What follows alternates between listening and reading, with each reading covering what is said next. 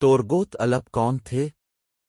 تورگوت الپ ایک سچے جنگجو اور رہنما ارطغرل غازی کا قریبی اتحادی اور سب سے زیادہ وفادار دوست تھے۔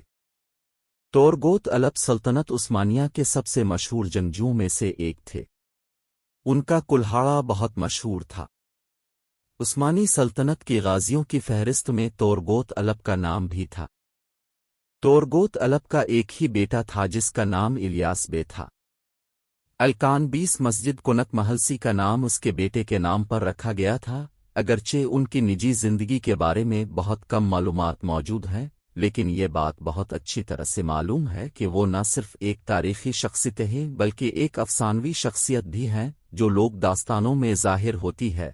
اس دعوے کے علاوہ اس کے جنگجو منصوبے اور اقدامات پہلے عثمانی تاریخ میں اور کچھ بازنطہ ذرائع میں بھی درج ہیں۔ ارطغرل کے انتقال کے بعد تورگوت الپ نے عثمانی غازی سلطنت عثمانیہ کے بانی کے نام سے اپنے بیٹے کی حمایت جاری رکھی۔ پہلی عثمانی فتح میں اور اس کے بعد اپنی دوسری تمام فتح میں تورگوت الپ عثمان کے ساتھ تھا۔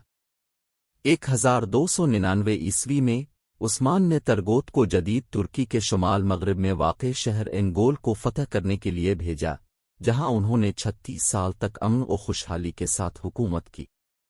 انتہائی قابل اعتماد مشیر عثمان کی موت کے بعد تورگوت الپ نے اس کے بیٹے کا اورین غازی کی بھی حمایت کی۔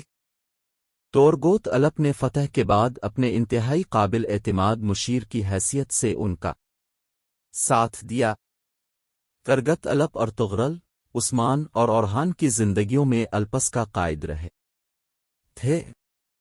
سن 1877 عیسوی میں اس کی موت کے 500 سال بعد، جو روسی اور ترک سلطنتوں کے مابین جنگ کا دور ہے، عثمانی سلطنت کے اندر ایک نیا شہر وجود میں آیا جس کا نام ترگوت الپ رکھا گیا تھا۔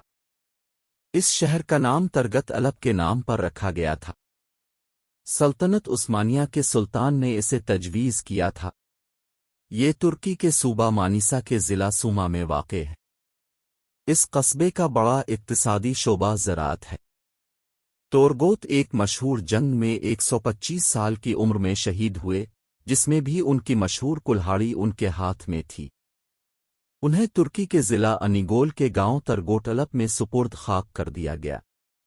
ایرٹ گلول کے مقبرے کے باہر بھی ایک قبر موجود ہے، لیکن وہ اعزازی ہے۔